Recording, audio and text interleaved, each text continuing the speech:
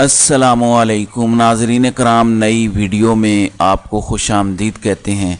एक बार फिर गलाज़त का ढेर निकाल के सामने रख दिया गया है। एक इमरान खान को गिराने के लिए हर पस्ती को छुआ जा रहा है, पताल में बार बार होते लगाए जा रहे हैं, लेकिन मैं आपको कुछ ऐसा दिखाऊंगा कि इनकी तमाम कोशिशें नाकाम हो जाएंगी। इतनी जिल्लत कमाने के बाद भी इनका सारा प्लान एक झटके में अभी ठुस करके दिखाता हूं। इन्होंने खबर मानिका का अगवा बराए इंटरव्यू कराया। मैं इस एंकर का नाम तो नहीं लूँगा, काश जिस पिस्ते ने ये इंटरव्यू किया है वो सिर्फ कद का पिस्ता होता, लेकिन पिछले 4-5 साल में जो उसने मकरूह किरदार अदा किया है, वो कभी LNG एक्सपर्ट बन जाता है और झूठ बोलता है, कभी गैस एक्सपर्ट, कभी पेट्रोल और डीजल का एक्सपर्ट बन जाता है, कभी डिस्कोज का एक्सपर्ट बन जाता है। उसने गलाज़त के ढेर में पूरी तरह से डुबकी लगा दी है। नाज़रीन इकराम, मैं पहले आपको मोटी मोटी चीज़ें बताता हूँ जो लिखा हुआ बयान पढ़ने के लिए कहा गया, और एक बंदे को जिसे गिरफ्तार किया गया हो, जिस पे झूठे केसेस बनाए गए हों, उससे जो चाहो करवा लो। अगवा बराए बयान तो आजकल चल ही रहा है।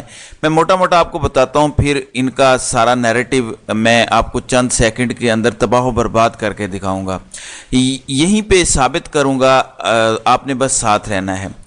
नाज़रीन इकराम, हेडलाइन लगाई है जियो ने, इमरान खान मेरी मर्जी के बगैर घर आता था, उसने पीरी मुरीदी की आड़ में हमारा घर बर्बाद कर दिया।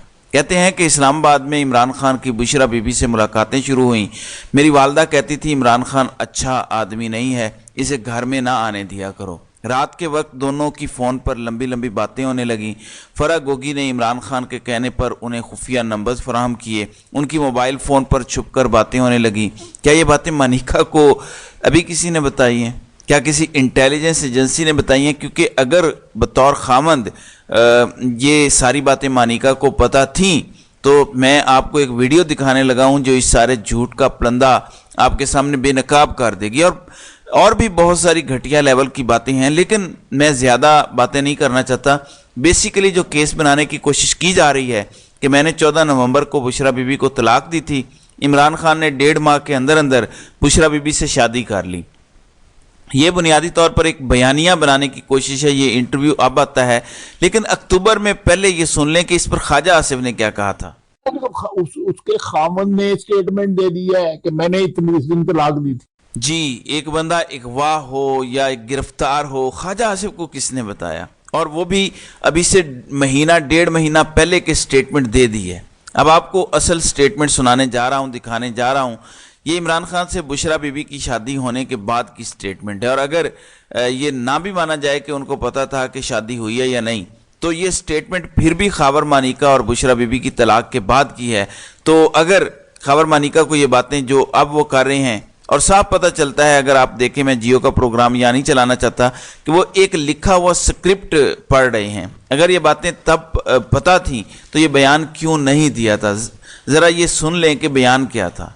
मैं कैटेगरी के लिए इस बात का नोटिस लेता हूँ और सख्ती से तरजीह इसलिए नहीं करता, मुझे इस बात का बड़ा दुख हुआ है। मैं ये बात बड़े क्लियर करना चाहता हूँ आप लोगों को कि मेरी साबिका एहलिया बुशरा बीबी, मैं सिर्फ बड़ी क्लियरली अल्लाह ताला के फजल नाज़िल कहता हूँ कि दुनिया की इससे पाक बीबी मैंने नहीं देखी, दुनिया की पाक तरीन बीबी है। और ऐसी खातून के बारे में इस तरह की बातें, और फिर इमरान खान का जो हमारे इस स्पिरिचुअल घर का एक बुजुर्ग खाना समझते हैं, उनके बारे में ऐसी बातें सुन के मुझे निहायत दुख हो रहा है, क्योंकि उसके ऐसा भला आदमी नहीं देखा। अल्लाह ताला की ज़ात उसे सेहत में, उसे सलामती दी और इज्जत दी, और ये मैं सख्त नोटिस ले रहा हूँ इस बात का। जी, तो जब शादी हो चुकी थी बुशरा बीबी से, चलें थोड़ी देर के लिए मान लें कि उनको शादी का नहीं पता था, लेकिन ये तो कह रहे हैं कि मेरी साबिका एहलिया दुनिया की पाक तरीन खातून है। तो जो शख्स तलाक देने के बाद कहता है कि वो नेक खातून है, तो उसे अभी कैसे पता चला कि इमरान खान मेरी मर्ज़ी के बगैर आता था, बुशरा बीबी इस्लामाबाद में मुलाकातें करती थी, देर रात तक उनकी बातें होती थी? अगर तब ये बातें पता थी तो फिर ये बयान क्यों दिया था? यहाँ से पता चलता है कि बेगैरतों और बेशर्मों ने, जिन्होंने हमेशा औरतों पर हमले किए, औरतों के किरदारों पे हमले किए, वे एक बार फिर इमरान खान के घर पर हमला आवर हैं। नाज़रीन इकराम, मैं यहाँ एक बात करना चाहता हूँ कि देखें, जिस हद तक आप गिर गए हैं, आपको भी थोड़ा सा अपनी अदाओं पर गौर करना चाहिए। वो पाकिस्तान का सबसे मकबूल लीडर है, آپ کی کون سی کانسٹیچوئنسی ہے، کیا ہوگی؟ 6-7 لاکھ لوگ، عمران خان کو کروڑوں لوگ پیار کرتے ہیں اس ملک کے، آپ اس کے گھر تک پہنچ گئے، اس کی ماں بہن بیٹی پر بیوی پر حملہ آور ہوں گے، جب اس کے چاہنے والے جواب دیں گے تو پھر آپ چیخیں مارتے ہیں کہ شہداء کی توہین ہو گئی ہے۔ شہداء کی توہین تو وہ لوگ کر رہے ہیں جو اس طرح کی توہین کروا رہے ہیں، جو میاں بیوی کے مقدس رشتے کو اس طرح پامال کر رہے ہیں صرف ایک بندے کو نیچا دکھانے کے لیے۔ اور اس پر اگر وہ احتجاجاً بات کرتا ہے اور کہتا ہے کہ اس طرح کے لوگ بیٹھے ہوئے ہیں، اور ایک بندے کو سائیکوپیتھ شاید کہہ دیا تھا، اس پر آپ اس کے گھر پر چڑھ دوڑے تھے، اس دن سے لے کر آج تک آپ نے تباہی مچائی ہوئی ہے پورے ملک میں۔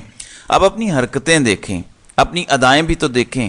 آپ تو صرف دیکھ رہے ہیں کہ میرے 3 سال اور 3 جمع 6 سال ہو جائیں گے، اس میں سے کسی نیکسٹ کو جو ان لائن ہے اپنی اگلی نوکری کی پڑی ہوئی ہے، ہر کسی کو اپنے ایک اگلے گریڈ کی پڑی ہوئی ہے، لیکن کیا آپ کو اندازہ ہے کہ پاکستان کا آپ کتنا نقصان کر رہے ہیں؟ یہ کوئی حرکتیں کرنے والی ہیں؟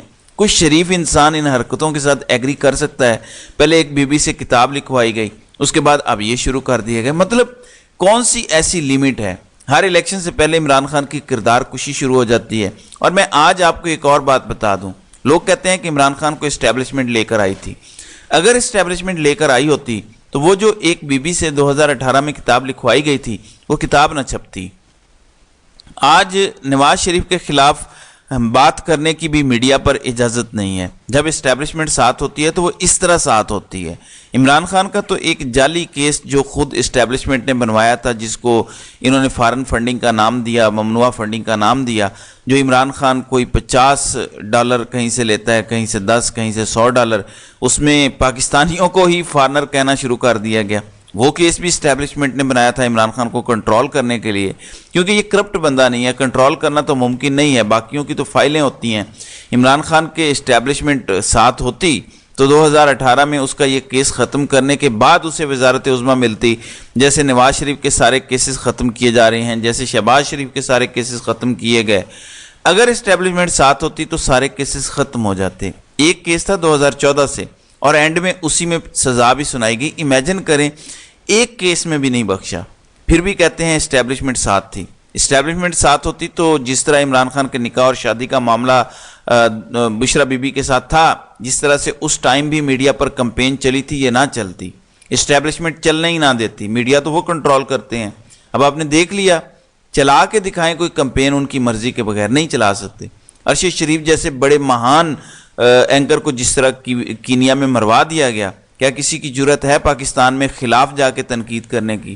ہر وہ چینل، آپ 24 نیوز دیکھ لیں، نیو نیوز دیکھ لیں، جیو نیوز دیکھ لیں، جتنے بھی ہیں، یہ جو سارے چینلز تنقید کر رہے تھے، یہ سارے اسٹیبلشمنٹ کے ساتھ کھڑے ہیں۔ مطلب کہ 2018 میں بھی یہ اسٹیبلشمنٹ کی مرضی سے تنقید کر رہے تھے۔ اسٹیبلشمنٹ تو کبھی بھی عمران خان کے ساتھ نہیں تھی، عمران خان اپنے بل بوتے پر آیا۔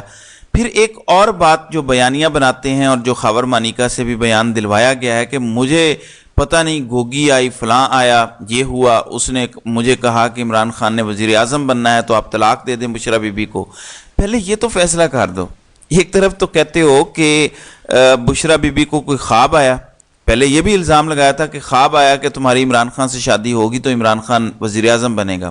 آپ پہلے ڈیسائیڈ کر لیں کہ اسٹیبلشمنٹ نے عمران خان کو وزیر اعظم بنایا تھا، یا بشرا بی بی نے کوئی عمل کیا تھا، کوئی چلا کیا تھا اور شادی ہوئی تھی جس کی وجہ سے وہ وزیر اعظم بنا تھا۔ پہلے یہ تو ڈیسائیڈ کر لیں۔ آپ کے تو اپنے بیانات آپس میں نہیں ملتے۔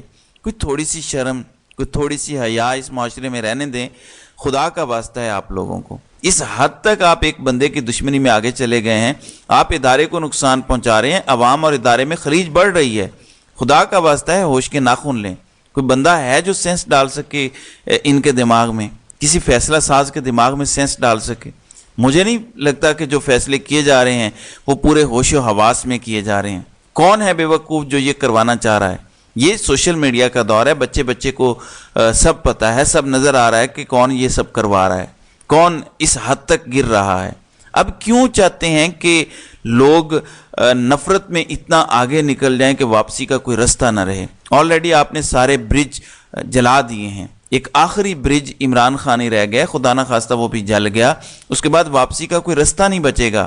عوام کی الگ لائن ہوگی، آپ کی الگ لائن ہوگی۔ ایسے ملک کیا چل سکتے ہیں؟ क्या मुल्क जोड़ के रखे जा सकते हैं? नामुमकिन है। और बड़ी बड़कों का मैं सुन रहा था, कोई कह रहा था कि मईशत के बारे में बड़े बड़े फैसले हुए हैं कि हमने डॉलर का ये कर देना है, वो कर देना है। दुनिया का कोई मुल्क भी इस तरह की लाकानूनियत, आइन शिकनी, जुल्म, जबर और इदारों की तबाही के साथ तरक्की नहीं कर सकता। ये मेरा चैलेंज है। जिस माई के लाल में ज़्यादा हिम्मत है और जो अपने आप को बड़ा आइंस्टाइन समझता है, वो ठीक करके दिखा दे। इस मुल्क की मईशत इस लाकानूनियत के साथ, जब तक इस मुल्क में कानून की बालादस्ती कायम नहीं होगी, पाकिस्तान में यही होता रहेगा इसी तरह। हालांकि पाकिस्तान में तमाम वसाइल हैं, पाकिस्तानियों के पास दिमाग भी हैं। चंद लोगों के गलत फैसलों की वजह से हम जलील होते हैं हर जगह। अपनी अदाओं पे खुदारा गौर करें। वो बंदा जेल में है, इतनी गिरी हुई हरकतें ना करें। उस पर जो केसेस हैं मेरिट पर चलाएं। सज़ा होती है, सज़ा होगी, नहीं होती तो बाहर आ जाएगा। लेकिन इस हद तक जब आप गिरेंगे तो अवाम का गुस्सा बढ़ेगा, नफरत बढ़ेगी और उसके लिए मोहब्बत बढ़ती चली जाएगी। आपको ये बुनियादी बात अल्लाह जाने क्यों समझ नहीं आ रही। वो कहते हैं ना कि खुदा खुद नीचे नहीं आता, इंसान की मत मार देता है। दर हकीकत आप लोगों की भी मत मारी जा चुकी है। तो नाज़रीन इकराम, आपकी इस वीडियो के हवाले से क्या राय है?